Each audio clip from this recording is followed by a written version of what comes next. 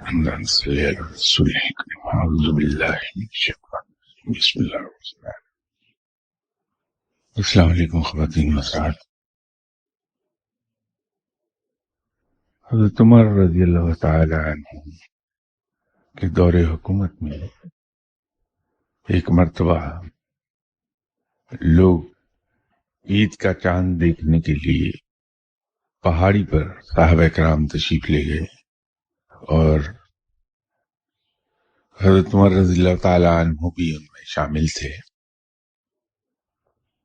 سبھی افق پر عید کے چاند کو تلاش کر رہے تھے۔ ایک صاحب نے حضرت عمر رضی اللہ تعالی عنہ کو مخاطب کر کے عرض کی کہ وہ سامنے دیکھیے عید کا چاند دکھائی دے رہا ہے۔ حضرت عمر رضی اللہ تعالی عنہ نے اس ڈائریکشن میں بہت غور سے دیکھا۔ حضرت عمر رضی اللہ تعالی عنہ کو آسمان پر کچھ دکھائی نہیں دیا۔ جناب حضرت عمر رضی اللہ تعالی عنہ معاملے کو فوراً سمجھ گئے اور فرمایا کہ جا کے اپنی آنکھوں کو دھو کر آؤ۔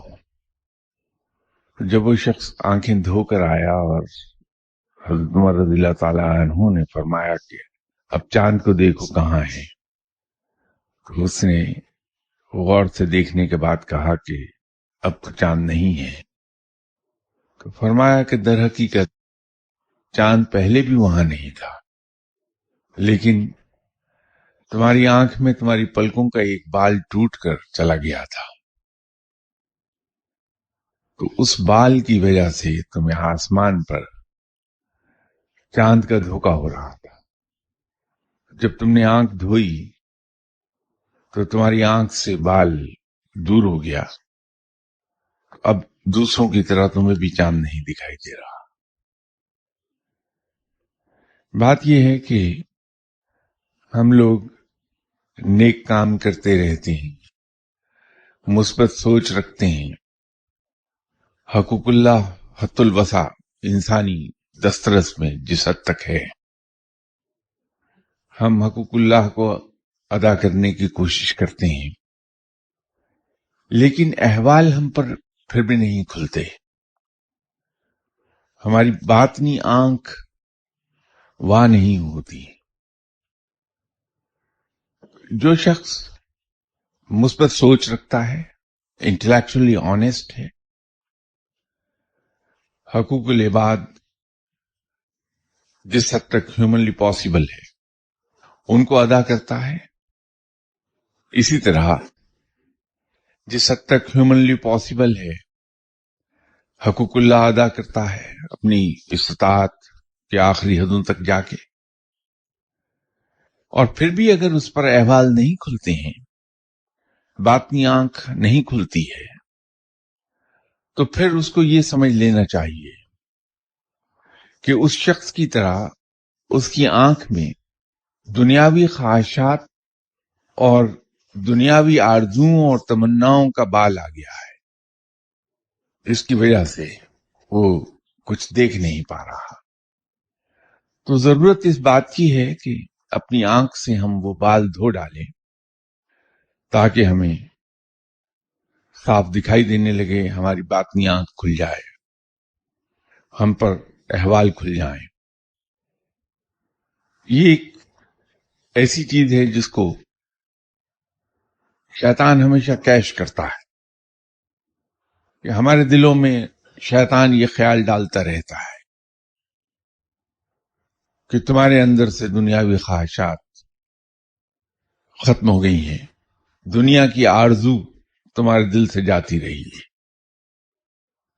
جاتی نہیں ہے، وہ کسی نہ کسی رنگ میں باقی رہتی ہے، اور ہمارا نفس ہمیں اس کے حصول کے لیے ابھارتا رہتا ہے۔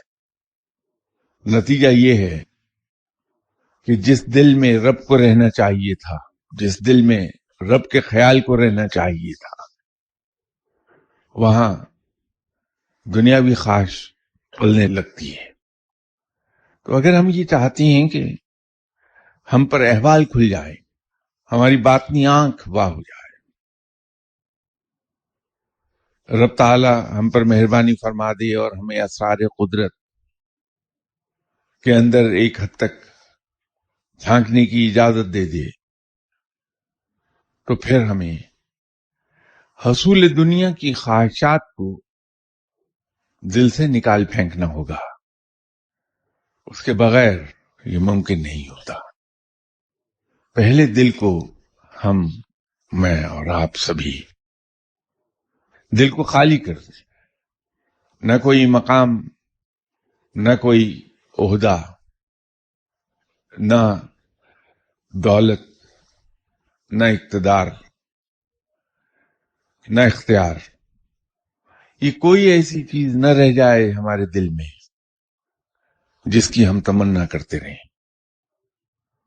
ان سے باہر نکلنا ہوگا، اور تو اور یہ دنیا تو ایک طرف رہ گئی، اگر ہمارے دل میں کہیں روحانی مقامات حاصل کرنے کی خواہش پلنے لگی تو کچھ نہ حاصل ہوا۔ پھر اگر ہمارے اندر مشاہدے کی خواہش پیدا ہو گئی کہ ہمیں مشاہدات ہو جائیں تو کچھ نہ حاصل ہوا۔ تو دل کو ہمیں خواہشات سے بالکل، چاہے وہ روحانی ہو اور خاص طور پہ دنیاوی، ان سے ہمیں باہر نکل جانا ہوگا۔ رب تعالیٰ نے اولاد کو آزمائش ایسے نہیں کہا، حتیٰ کہ ہمیں اولاد کے معاملے میں بھی اپنے جذبات کو رب کے ارادوں کے ماتحت کر دینا پڑتا ہے۔ رب کے حضور تو ہم گڑگڑاتے ہیں، رب کے حضور دعا کرنی چاہیے ہمیں، لیکن خواہش نہیں بنا لیں اسے، اس کو زندگی کا مقصد نہ بن جائے کہیں کہ ہم اسی خیال میں گم رہنے لگیں کہ ہماری اولاد کی شادی ہو جائے، ہماری اولاد کی ترقی ہو جائے، ہماری اولاد امیر ہو جائے، ہماری اولاد کا یہ کام ہو جائے، ہماری اولاد کا وہ کام ہو جائے۔ اس سے نکل جانا پڑے گا۔ صرف رب کے حضور دعا کر دی اس یقین کے ساتھ کہ میں نے اپنے رب کے حضور معاملہ پیش کر دیا، وہ دعائیں سننے والا بھی ہے، دعائیں قبول فرمانے والا بھی ہے، وہ میری حاجات کو پوری کرنے والا ہے، وہ میری خواہشات کو پوری کرنے والا ہے۔ اس کے حضور درخواست پیش کر دیے، اگر میرے حق میں بہتر ہے تو یہ ہو جائے گا، اور اگر میرے حق میں بہتر نہیں تو اللہ تعالیٰ مجھے اس خواہش سے بچا لے۔ تو نہ صرف ہمیں روحانی ترقی حاصل ہوتی ہے، اللہ کی قربت حاصل ہوتی ہے، اللہ کی دوستی حاصل ہوتی ہے، بلکہ رب تعالیٰ کی طرف سے وہ مقام عطا ہوتا ہے کہ دیکھنے والے اس پر رشک کرتے ہیں۔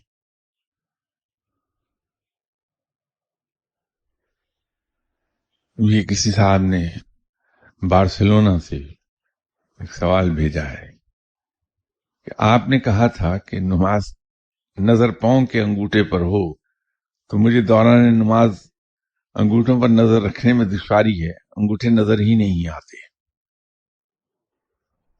اب اس سلسلے میں یتیم انسان کیا عرض کر پاؤں گا؟ تو اگر میں نے اینک نہ لگائی ہو تو انگوٹھے مجھے بھی دکھائی نہیں دیتے، اینک سے نظر آ جاتے ہیں۔ میں تو یہی عرض کر پاؤں گا۔ حضور بات یہ ہے کہ دعاؤں پر اس طرح رلائے نہ کیجئے کہ وہ سبسٹیوٹ بن جائیں ہماری کوششوں اور ایفرٹ کی۔ میں اسی محفل میں بارہا ایک چیز عرض کر چکا، متعدد بار یہ عرض کی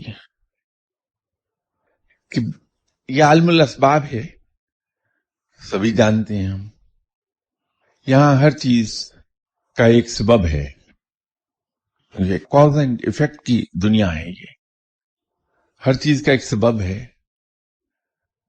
اسباب پیدا کرنے والا رب تعالی ہے، لیکن کوشش ہمیں کرنا ہے، کوشش ہم پر فرض ہے۔ اگر میں کوشش کرتا ہوں کہ مجھے داہنے پاؤں کے انگوٹھے کا ناخن نظر آ جائے اور وہ دکھائی نہیں دیتا تو پھر مجھے چھوڑ دینا چاہیے. کوشش جاری رکھنی چاہیے، خیال چھوڑ دینا چاہیے. اس میں کوئی مصلحت ہے رب تعالیٰ کی کہ میری یہ کوشش کامیاب نہیں ہو رہی، تو اس کے بغیر ہی صحیح. یہ رویہ فقیر کا سرویہ ہے. کوشش کر لی، نتیجہ حسب منشا پیدا ہوا، رب تعالیٰ کا شکر ادا کر لیا. نتیجہ حسب منشا پیدا نہ ہوا تو بھی اللہ کا شکر ادا کر لیا کہ یا اللہ، یقیناً جس کام کے لیے میں خواہش کر رہا تھا، جس کام کے لیے کوشش کر رہا تھا، اس میں میرے لیے کہیں نقصان تھا اور تو نے مجھے اس نقصان سے بچا لیا. اس پر میں تیرا شکر ادا کرتا ہوں. دل سے ملال نکل جاتا ہے، جو ذہن پر بوجھ ہوتا ہے وہ ختم ہو جاتا ہے. یہ رویہ حضرت علی کرم اللہ وجہہ کا تھا.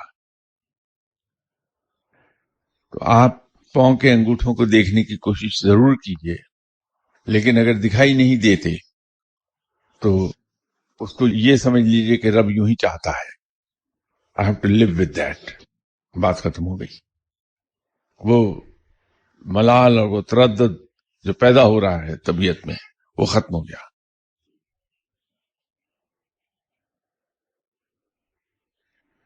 اب یہ معلوم نہیں کسی صاحب نے مجھ سے یہ چیز منسوخ کر دی، حالانکہ اتنی اونچی بات میں کہہ نہیں سکتا، کیونکہ اتنی اونچی بات کہنے کے لیے انسان کو بہت بلند مرتبے تک جانا ہوتا ہے. میں تو ابھی کسی مرتبے کی پہلی سیڑھی پر پاؤں نہیں رکھ پایا. اگر کسی ولی اللہ کو محض نظر کر کے کسی کو ولایت کے مقام پر پہنچانے یا دل کی کیفیات بدلنے کا اختیار ہوتا تو مخلوق خدا سے محبت کا تقاضا یہ ہوتا کہ وہ اپنے پاس آنے والے تمام عقیدت مندوں کو ایک نظر سے ولی اللہ کر دیتا.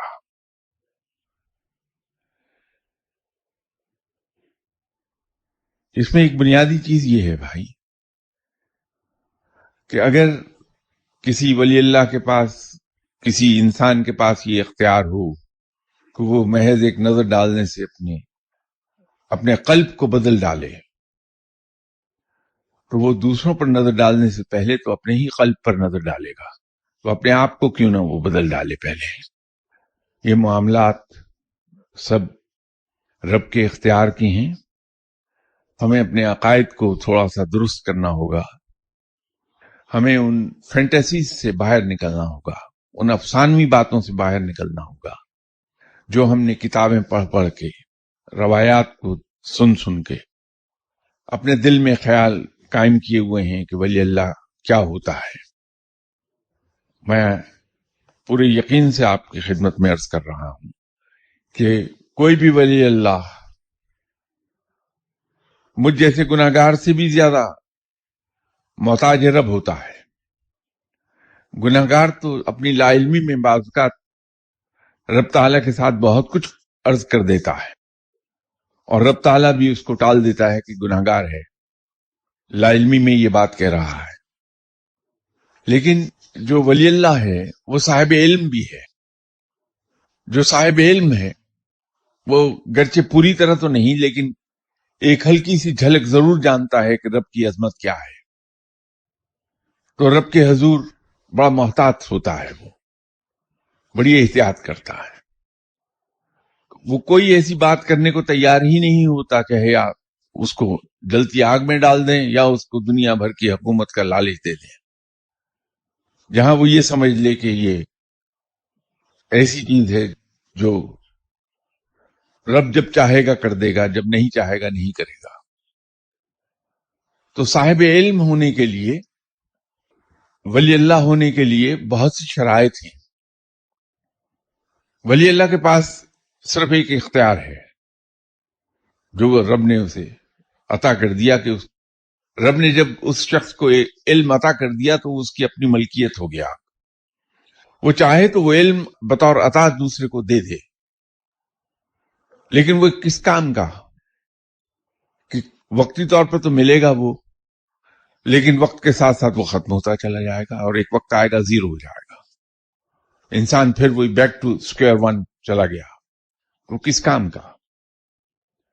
تو اگر ولی اللہ یا کوئی فقیر ایسی عطا کرے بھی تو انسان معذرت کر لے کہ نہیں صاحب میں خود اسے کمانا چاہتا ہوں، آپ صرف مجھے گائیڈ کر دیجئے، یہ حصول علم میری محنت سے آنا چاہیے، آپ صرف گائیڈنس پرووائڈ کر دیجئے، میری رہنمائی کرتے چلے جائیے۔ تو انسان جب اپنی محنت سے وہ علم کمائے گا، اس میں وقت لگتا ہے، ماں کی گود سے لے کر قبر تک حصول علم کا سلسلہ جاری رہتا ہے، اس میں کہیں بریک نہیں ہے۔ لیکن جہاں مرشد نے محنت کر کے آپ کی انگلی پکڑ کے آپ کو پرائمری اسکول کی کلاس 1 میں داخل کرا دیا، تو مرشد سے گائیڈنس تو لے لیجئے اسی طرح جس طرح آپ ٹیکسٹ بک سے گائیڈنس لیتے ہیں، یا اصولی طور پر لینی چاہیے گائیڈنس ٹیکسٹ بک سے۔ اپلائی ہم اپنا مائنڈ کریں، ٹیکسٹ بکس میں مختلف تھیوریز کو پڑھیں اور ان کو سمجھیں، رٹے نہیں، کیونکہ رٹی ہوئی چیز بھول جائے گی کچھ عرصے کے بعد۔ تو اگر ہم نے وہ تھیوری سمجھ لی اور اس کو پھر اپلائی کرنا شروع کیا تو ہم آؤٹ اسٹینڈنگ اسٹوڈینٹس کی فہرست میں چلے جائیں گے۔ تو اسی طرح اس راہ میں اگر مرشد عطا کرنا بھی چاہے خوش ہو کر آپ کے ساتھ، تو انسان اگر معذرت کر لے کہ صاحب آپ کی بڑی مہربانی، میں آپ کا بڑا مشکور ہوں کہ آپ نے یہ عطا کرنا چاہیے، لیکن آپ مجھے انگلی پکڑ کے اس راہ پہ چڑھا دیجئے، آپ مجھے گائیڈ کرتے رہیے، محنت میں کر لوں گا۔ تو وقت تو لمبا لگے گا، لیکن انسان اس راہ پر چلتا ہے اور آگے بڑھتا چلا جاتا ہے۔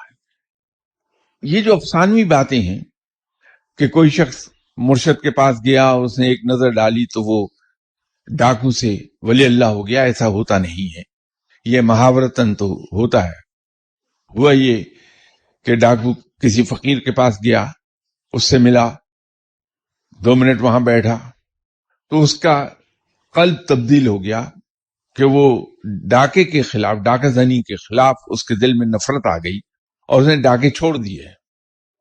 ڈاکے چھوڑنے کے بعد جب وہ اللہ کی طرف راغب ہوا تو چونکہ وہ بائی چوائس ہوا ہے تو اس میں اخلاص بھی ہے، اس میں شدت بھی ہے، تو پھر وہ نیکی کی راہ پر بڑی تیزی سے آگے بڑھتا ہے، اور جب وہ نیکی کی راہ پر بڑی تیزی سے آگے بڑھتا ہے تو کچھ عرصے کے بعد وہ ولی اللہ ہو جاتا ہے۔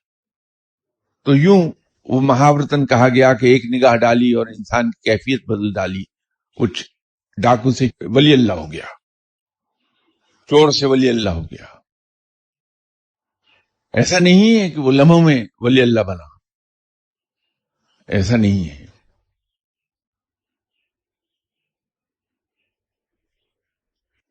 صاحب یہ حقوق اللہ الحمدللہ پاکستان میں کافی زیادہ اس پہ فوکس کیا جا رہا ہے، اور تقریباً 110% میرے خیال ہوں گے جو کہ حقوق اللہ، لیکن حقوق العباد کی طرف 5% بھی نہیں ہے۔ اور اگر کیا اس وقت کا تقاضا یہ نہیں ہے کہ ہمیں فوکس کرنا چاہیے حقوق العباد کی طرف، اور اگر ہم حقوق العباد ادا کر رہے ہیں تو کیا اس ذریعے کی روحانیت سے اللہ کی عبادت کرنے سے ہے یا لوگوں کے حقوق ادا کرنے سے بھی مل سکتی ہے؟ جو میں نے ریئلائز کیا کہ اللہ کی طرف کافی تنظیمیں، کافی عالم مولانا مسجدیں اور لوگ کافی ماشاء اللہ جا رہے ہیں نماز کی طرف ہیں، لیکن وہ لوگوں کے حقوق کے لیے کوئی بھی نہیں فوکس کر رہا، کنسنٹریٹ کر رہا۔ اس پہ آپ کیا کہیں گے؟ میرے خیال میں اگر آپ مجھے ولایت اس طرح دلا دیں کہ میں حقوق العباد پریفرڈ ہے۔ Thank you very much. دیکھیے، آسانی کے لیے آپ یوں سمجھ لیجئے کہ ولایت سے مراد یہ ہے اللہ کی دوستی۔ ولی اللہ کا مطلب یہ ہے کہ اللہ کا دوست۔ رب تعالیٰ اپنے ان بندوں کو اپنا دوست رکھتا ہے جو اس کی بندگی کرتے ہیں، جو اس کی اطاعت کرتے ہیں۔ اور ایک چیز ہمیں ذہن میں رکھنی چاہیے کہ اطاعت सिलेक्टिव नहीं होती। इताअत नाम है टोटल सबमिशन का, कि जो कुछ रब ताला ने हमारे लिए पसंद फरमाया कि हम उसके बंदे इस ढब पर अपनी दुनियावी जिंदगी गुजारें, तो जब हम रब ताला की उस सेट किए हुए पैटर्न पर, उस डिजाइन पर जो रब ने हमारे लिए पसंद फरमाया जिंदगी का, उस पर पूरी तरह से अमल पैरा होती हैं, तो वो इताअत कहलाएगी, वो बंदगी कहलाएगी। और रब ताला ने सिर्फ हम पर हकूकुल्लाह फर्ज नहीं किए हैं, बल्कि हकूकुल इबाद भी फर्ज किए हैं। हकूकुल्लाह की कज़ा मौजूद है, लेकिन हकूकुल इबाद की कज़ा नहीं है। हकूकुल इबाद को ऐन उसी वक्त जब वो ड्यू हैं उनको अदा होना है, वरना दोबारा वो मौका हाथ नहीं आता। तो अगर हम ये चाहते हैं कि रब ताला के दोस्त हो जाएं, तो अभी मैंने थोड़ी देर पहले अर्ज किया था कि रब की दोस्ती मिलेगी अपने अंदर इंटेलेक्चुअल ऑनेस्टी पैदा करने से, सोच की पाकीज़गी। जब हम सोच में पाकीज़गी ले आते हैं, पॉजिटिव सोच हो जाती है हमारी। पॉजिटिव सोच से मुराद ये है कि हम किसी ऐसे काम की सोचते ही नहीं जिससे रब ताला ने मना फरमाया है। हम सिर्फ वो सोचते हैं जिसके लिए रब ताला ने करने को कहा है। ये दोनों ही बातें हैं, इन दोनों में से एक को अपनाने से काम नहीं बनता। अपने आप को रोक लेना होगा उस सोच से जो उस काम की हो जिससे रब ने मना किया है, और अपने आप को हम रागिब करें उस सोच के लिए जिस काम को रब ताला ने करने को कहा। तो ये इंटेलेक्चुअल ऑनेस्टी हो जाएगी, ये सोच की पाकीज़गी हो जाएगी। अब इस सोच की पाकीज़गी के बाद हम हकूकुल्लाह अगर पूरे करते हैं और उसके साथ साथ हम हकूकुल इबाद को बियॉन्ड कॉल ऑफ ड्यूटी पूरा करते हैं, ये इसमें बहुत अहम नुक्ता हो जाएगा कि हम हकूकुल इबाद को बियॉन्ड कॉल ऑफ ड्यूटी पूरा करें। जैसे मैंने यहां एक जमाने में अर्ज किया था कि हम में से जो साहिबान इंसाफ की बात करते हैं, तो हम हर जगह बैठ के बड़े फख्र से कहते हैं कि मैं तो हमेशा इंसाफ की बात करता हूं, हक की बात करता हूं, जबकि ये कोई फख्र की बात ही नहीं है कि मैं इंसाफ की बात करूं या मैं हक की बात करूं। वो तो मैंने सिर्फ अपनी ड्यूटी पूरी की है। हाँ, अलबत्ता अगर मैं इससे बियॉन्ड चला जाऊं तो वो बियॉन्ड कॉल ऑफ ड्यूटी हो जाएगा। मैं इंसाफ से काम लेता हूं, मैं अपनी ड्यूटी पूरी कर रहा हूं क्योंकि अल्लाह ने मुझ पर वो फर्ज किया है। लेकिन अगर मैं ईसार से काम ले रहा हूं तो बियॉन्ड कॉल ऑफ ड्यूटी हो जाएगा, उसका अजर बहुत है। अगर मैं इससे भी एक कदम आगे चला जाऊं और ईसार की बजाय कुर्बानी से काम ले लूं, इसका अजर बहुत बड़ा है। तो हकूकुल इबाद में अगर हम ये चाहें कि रब हमें अपना दोस्त कर ले, तो हकूकुल इबाद में हमें बियॉन्ड कॉल ऑफ ड्यूटी जाना पड़ेगा। तो जब ये तीनों चीजों को हम कंबाइन कर लेंगे, सोच की पाकीज़गी, हकूकुल्लाह की अदायगी और हकूकुल इबाद की अदायगी बियॉन्ड कॉल ऑफ ड्यूटी, तो फिर कहीं जाके रब की दोस्ती नसीब होती है। तो ये सोचना कि हम इन तीनों चीजों में से कोई एक चीज पूरी कर लें तो अल्लाह की दोस्ती नसीब हो जाएगी, ये मेरे ख्याल में खासा कार मुहाल होगा, मुश्किल काम है। बाकी रब ताला तो मालिक है, वो किसी को भी अपना दोस्त बना ले, उसको कौन पूछने वाला है। वो मालिक कुल है, अपनी मर्जी का मालिक है, कुदरत कामला का मालिक है, कौन पूछेगा उससे, वो मालिक है। लेकिन एक जनरल फॉर्मूला मैं आपसे अर्ज कर रहा हूं। ये किसी साहब ने दूसरा सवाल پوچھا ہے، میرے حوالے سے فرمایا ہے کہ میں نے کہیں کہا کہ اگر تم بابا فرید کے مزار اقدس پر آئے ہوئے اس مجذوب کی بات مان لیتے تو تم بھی مجذوب ہو جاتے، جس کا نتیجہ یہ ہوتا کہ پھر تم جس کی طرف دیکھتے وہ مجذوب ہو جاتا۔ اگر کوئی سالک کسی مجذوب کے کہنے پر اس کے لیے دعا کر دے تو سالک کا علم سلب ہو جاتا ہے۔ بات یہ ہے کہ اسی لیے حضرت جنید بغدادی رحمت اللہ علیہ بڑے سختی سے ایک بات نہ صرف فرماتے تھے بلکہ اس پہ عمل بھی کرتے تھے کہ وہ اس قسم کی باتیں عام لوگوں کے سامنے کرتے نہیں تھے۔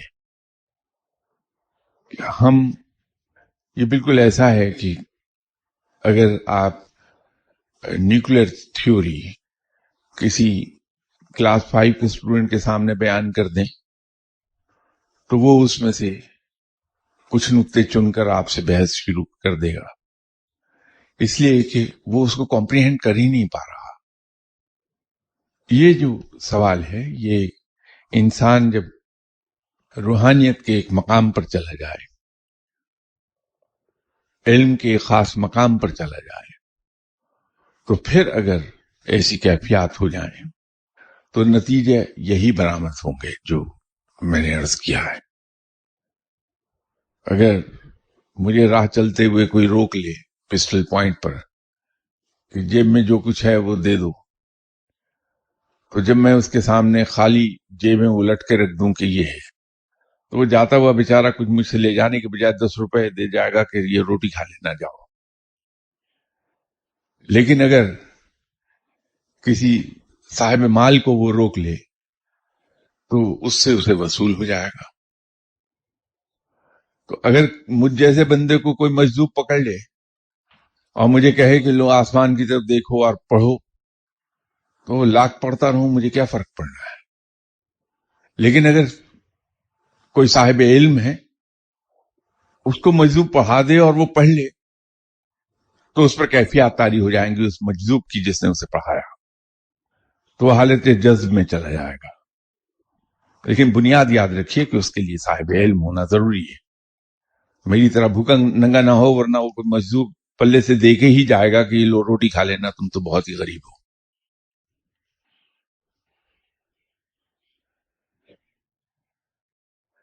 اس میں انہوں نے آخری لائن میں نے اصل میں پڑھ کے آپ کو سنائی نہیں، وہ پہلے سنانی چاہیے تھی۔ تو ان صاحب نے فرمایا کہ میری عقل کے مطابق پوائنٹ نمبر 1 جو آپ نے کہا اور پوائنٹ نمبر 2 دونوں باتوں میں تضاد ہے۔ وہ میں نے عرض کیا کہ بات یہ ہے کہ فرق ایک جگہ ہے جس کو ہم اگنور کر دیا ہے ہم نے اس کو سمجھتے ہوئے، کہ بنیاد یہ ہے کہ جو راہزن ہے وہ کسی صاحب مال کو روکے، مجھ جیسے بھوکے ننگے آدمی کو نہ روک لے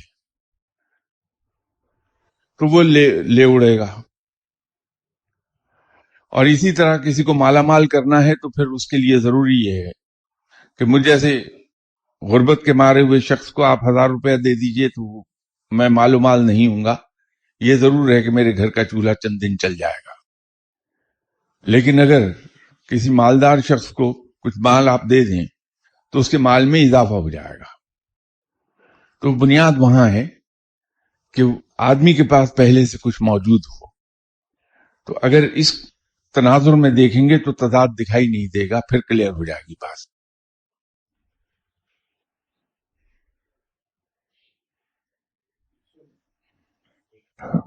جی جی صلی اللہ علیہ وسلم سب سے پہلے اللہ نے کیا سیر کرتا ہے، جی جب اللہ اور رسول اللہ صلی اللہ علیہ وسلم اس تارے تو نور اپنا سیر کرتا ہے۔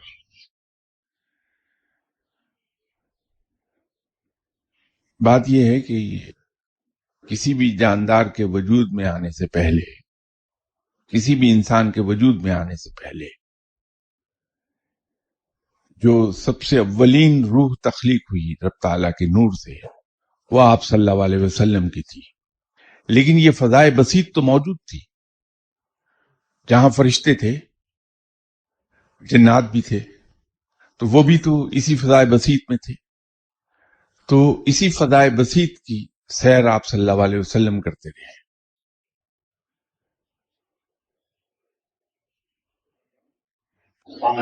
وعلیکم السلام. انٹلیکچوئل آئیڈیاز کی جو آپ نے فرمایا، جیسا نا آبجیکٹو اگر کوئی اپنی اس کو اپنی مقصد بنا لیتا ہے، اور اس میں اپنی طرف سے جو فرسٹ سلیکشن ہے اس کی شروعات کہاں سے کی جائے، ویری ویری 2-3 پوائنٹس بتا دیں. نہایت آسان چیز کہ میں جھوٹ نہیں بولوں گا، یہی بنیاد فراہم کر دی کہ ہر چیز کی انسان میں انٹلیکچوئل آنیسٹی آتی چلی جائے گی. ان صاحب کا دوسرا سوال یہ ہے کہ میرے حوالے سے کہا کہ آپ نے کہا ہے کہ انسان کو دعا کے واسطے کسی کے پاس جانے کی ضرورت نہیں، بلکہ 1-2 دفعہ تو آپ نے اپنے سامعین کو جذباتی انداز میں منع بھی کیا. میری ناقص عقل یہ کہتی ہے کہ جب کوئی کام روکنا مقصود ہو تو اس کام کے مواقع روکنے ہوں گے. یعنی اگر دعا کرنے والا کام نہیں کریں گے تو لوگ خود بخود اس کام سے رک جائیں گے اور اپنے لیے خود دعا کو ترجیح دیں گے. اللہ تعالیٰ ایسے لوگوں سے دعا، تعویذ یا دم کا کام لینا چاہتا ہے جیسے اللہ پاک اولیاء کرام کی خوشبو پھیلا دیتا ہے. تو پھر کیا اللہ کے نزدیک خود دعا کرنے کی بجائے اولیاء سے دعا کروانا زیادہ پسندیدہ عمل نہ ہوا؟ اس کی وضاحت کر دیں. پہلی بات تو میں یہ عرض کر دوں کہ دوسرے سے دعا کرانا سنت ہے، اس میں دعا ضرور کرانی چاہیے دوسرے سے، یہ بات طے ہے. اب اس سے آگے کی بات کر لیجئے آپ کہ کسی شخص کو یہ سمجھنا کہ اس کی دعا رد نہیں ہو سکتی، کسی شخص کے پاس جا کے گھنٹوں انتظار میں بیٹھنا کہ کب میری باری آئے اور میں کب اس سے دعا کراؤں، کسی شخص کو ایسے مقام پہ جا بٹھانا کہ اس کی زبان سے کہی ہوئی بات پتھر کی لکیر ہے یہ پوری ہو جاتی ہے. اس میں اور دعا کرانے کی جو سنت میں نے عرض کی بات، اس میں بہت فرق ہے. جس بات سے میں یہ کہتا ہوں کہ ہم لوگوں کے پاس دعا کے لیے کیوں جائیں، وہ بات میں دوبارہ رپیٹ کر دیتا ہوں، گرچہ یہاں بہت مرتبہ ہوئی، کہ میرا رب کے ساتھ ایسا رشتہ کیوں نہ ہو، میں رب کے ساتھ وہ رشتہ قائم کیوں نہ کروں جہاں میرے دل میں یہ یقین ہو پورا کہ میرا رب بڑا مہربان ہے، وہ اپنے کسی بندے کو بے سہارا نہیں چھوڑتا، وہ اپنے کسی بندے کو اس مقام پر نہیں لے جاتا کہ اس کی دعائیں سننا بند کر دے.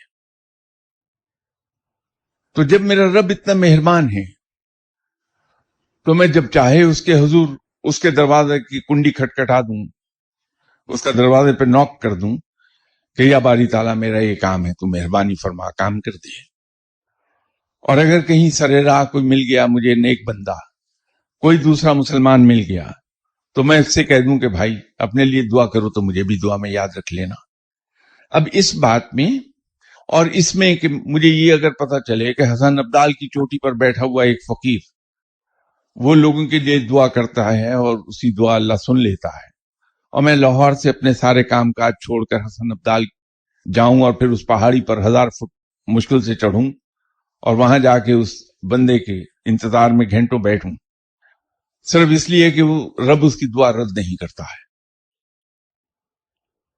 بھائی رب سب کا ہے، آپ جیسے نیک لوگوں کا بھی ہے اور مجھ جیسے گناہگار کا بھی ہے.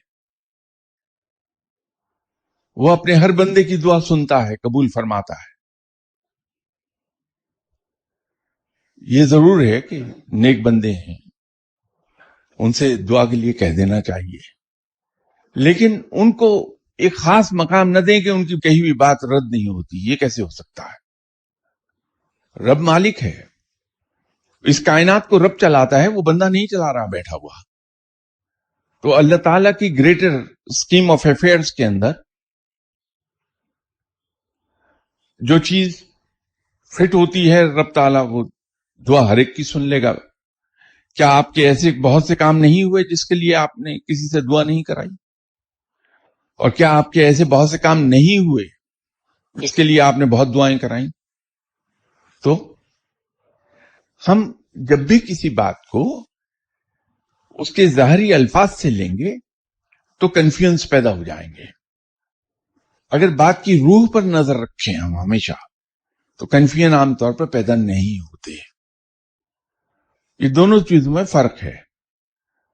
دعا کرانی چاہیے، دعا کرانا سنت ہے، لیکن دوسرے کو یہ مقام نہ دیں کہ اس کی کوئی دعا ایسی نہیں جو پوری نہ ہو، اس کی زبان سے نکلا ہوا کوئی ایسا لفظ نہیں جو رد نہ ہو.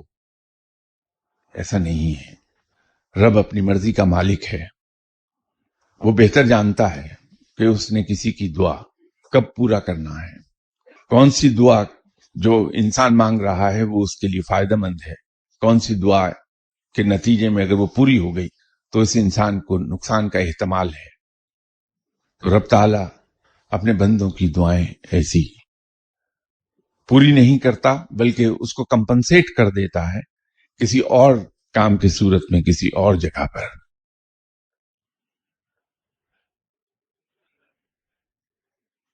سوچ کی پاکیزگی اس میں بات کر رہا ہوں کہ ہمارے ایک جو ماحول ہے یہ سوچ میں پاکیزگی اگر پتا چاہے نہیں تو نہیں دیتا، تو اس کے لیے کیا؟ بھائی حالات کو ہم کیوں الزام دیں؟ انعام ہے ہی اس بات کا کہ حالات کے جبر کے تحت جب نفس ہمارا ہمیں اس طرف لے جانے لگے جو پسندیدہ نہیں ہے اور ہم اپنے نفس کے خلاف لڑیں، انعام اسی لڑائی کا ہے، اس لڑائی کو جیتنے کا انعام ہے. اگر حالات ایسے نہ ہوں تو پھر ہمیں نفس سے لڑنا نہیں پڑے گا. دوسرے لفظوں میں یوں کہہ دیجیے کہ یہ فرشتے ہیں جن کے ارد گرد کا ماحول ایسا ہے کہ وہ صرف نیکی اللہ کی اطاعت پر ہی تو مجبور ہیں. تو اس لیے ان کے لیے نہ کوئی اجر ہے نہ کوئی سزا ہے. سزا و جزا کا نظام ہے ہی انسان کے لیے کہ اس کو حالات کے اگینسٹ لڑنا ہے. تو یہ پاکیزگی پیدا ہی ہمارے ذہن میں اس وقت ہوگی جب ہم حالات سے لڑنا شروع کر دیں گے. Thank you. السلام علیکم.